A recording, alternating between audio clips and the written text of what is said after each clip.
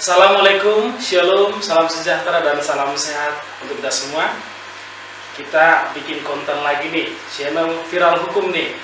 Hari ini kita ada tamu istimewa, Bang Rohman. Bang Rohman ini senior kita sebenarnya, agak sepertinya kami mengganggu Bang Rohman nih hari ini. Harusnya ini hari istirahat, hari libur ya. Jadi tapi dengan kebaikan hati Bang Rohman mau nih kita datangi memberikan ya sedikit banyak hal informasi mengenai berita yang sedang viral nih.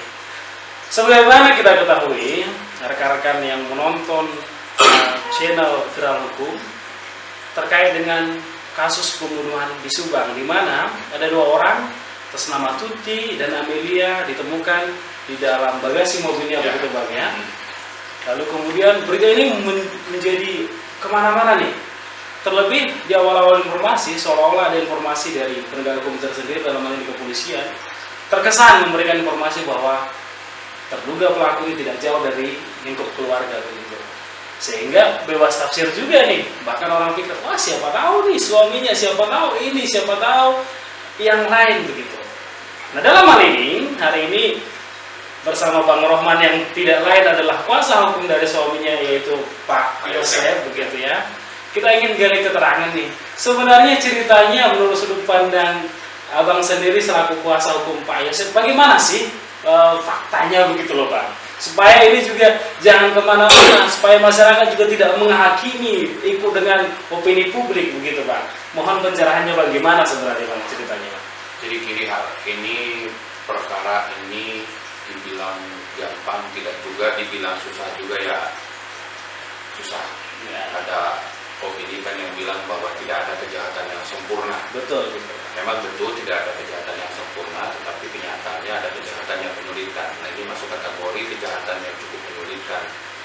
Ditambah lagi dengan di opini di awal yang lalu menurut saya terlalu tergesa-gesa menyampaikan bahwa pelaku adalah orang yang terdekat korban atau orang yang dikenal korban. Akhirnya ini menjadi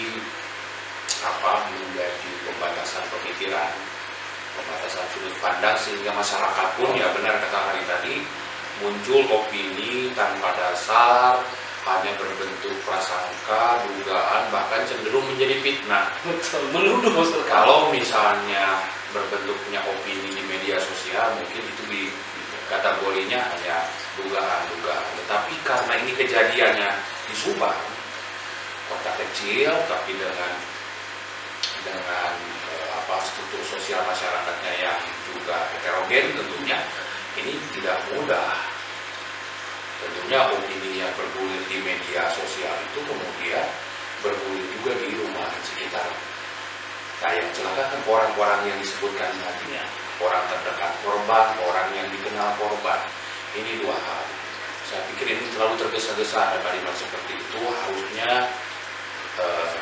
Harusnya ada kalimat yang jauh lebih jauh memberikan informasi bahwa proses ini sedang berjalan, kepolisian sedang melakukan penyidikan. Itu mungkin jauh lebih bijak ketika kalimat itu muncul sehingga tidak terjadi fitnah.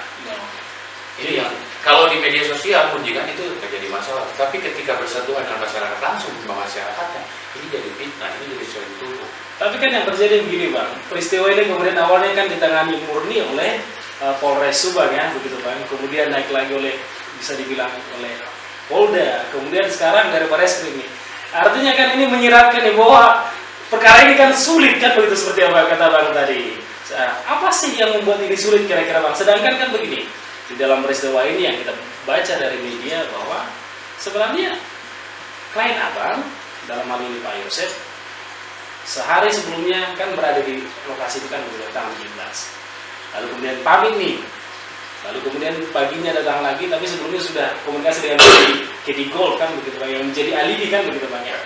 Lalu kemudian ketika hadir di rumah, dilihatlah rumah berantakan, kemudian diikuti bercak darah dan ditemukan. Dan klien Abang sendiri yang melaporkan ke polisi kan begitu Bang. Tapi yang menjadi bias adalah seolah-olah ada tuduhan nih, maaf nih, disinilah kemungkinan kita perlu keterangan lebih lanjut nih. Orang-orang malah bilang, wah kayaknya ini hanya alibi nih, kurang lebih begitu Pak. Ya. Kayaknya begitu. Jadi bagaimana sih sebenarnya Pak? Ya begini, kaitan perkara, tingkat kesulitan perkara ini kita juga harus paham. saya sudah bilang dari awal bahwa tidak ada kejahatan yang sempurna, tetapi ada kejahatan yang sangat menyulitkan. Ya, salah satunya yang ini. Kenapa menyulitkan? Pertama asalnya ditangani oleh Polsek. Kemudian diambil alih oleh Polres Subang, kemudian dibantu oleh Polda Jabar, dan akhirnya turun tanganlah Mabes Polri untuk penanganan perkara ini. Kita bisa dapat simpulkan dari luar sini seberapa sulit dan kesulitannya, sehingga Mabes Polri pun turun tangan di dalam penanganan perkara ini. Nah, faktor-faktor kesulitan yang memang ada di TKP kondisinya. Jauh sebelum saya cerita dengan klien saya, coba saya paparkan bahwa di awal perkara ini, yaitu tadi bom ini sudah terbentuk seolah-olah klien kami lah pelakunya. Itu satu. Kedua, hasil otopsi ataupun hasil lain-lain, sejujurnya saya tidak tahu banyak. Saya lebih banyak mengetahui dari keterangan klien saya. Saya baru tadi malam baca berita ada bocoran di salah satu media yang mendapatkan dokumen otopsi, katanya. Dokumen hasil otopsi dipaparkan di situ mengenai kejadian dan hasil otopsi itu. Nah, yang saya tahu dari perkara ini, saya mengenal klien saya itu cukup lama. Ya, Pak Yosef ini teman lama saya, tetapi dalam perkara ini bukan Pak Yosef yang minta, tapi keluarganya, adiknya yang jadi teman saya. Saya luruskan melalui video ini, channel ini, saya luruskan bahwa saya tidak diminta oleh terduga atau saksi yang diduga menjadi pelaku, tetapi saya diminta oleh pihak keluarganya. Jadi pihak keluarga yang meminta Bang Rohman untuk mendampingi, ya, bukan si klien langsung begitu, Bang? Ya, karena ini pun berhubungan dengan konsekuensinya tentunya. Ada ketakutan dari pihak keluarga, karena di keluarga pun mengakui kalau Pak Yosef itu kurang cakap dalam menyampaikan informasi dengan baik, sehingga dibutuhkan oleh orang-orang lain untuk menyampaikan informasi. Keduanya butuh orang yang memberikan pandangan-pandangan hukum, konsultasi hukum maupun saran-saran hukum.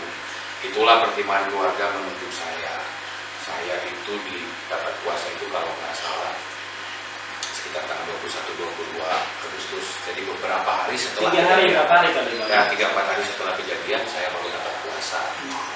Nah, pada saat itu pun saya membuat surat kuasa itu untuk 3 orang. Satu untuk Pak Yosef, kedua untuk istri mudanya Ibu Mimin, dan ketiga anak sulungnya Yoris. Jadi di awal Abang pegang untuk 3 orang. Awalnya seperti itu kan.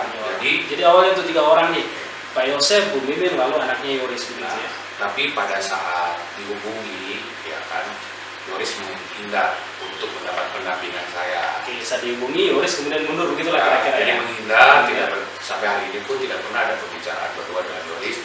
Saya hanya mendampingi Pak Yosef dan Bu Mimin. Akhirnya Yoris tidak pernah berikan kuasa ke Abang begitu, ya. Itu perlu di-clear nih begitu, ya. Jadi dari awal sebenarnya pihak keluarga menyarankan untuk pendampingan termasuk Yoris di dalam.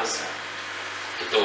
Nah, mengenai kejadian tanggal 18 Agustus pagi ini tidak lepas dari kejadian tanggal 17 Agustus. Tanggal 17. Bahkan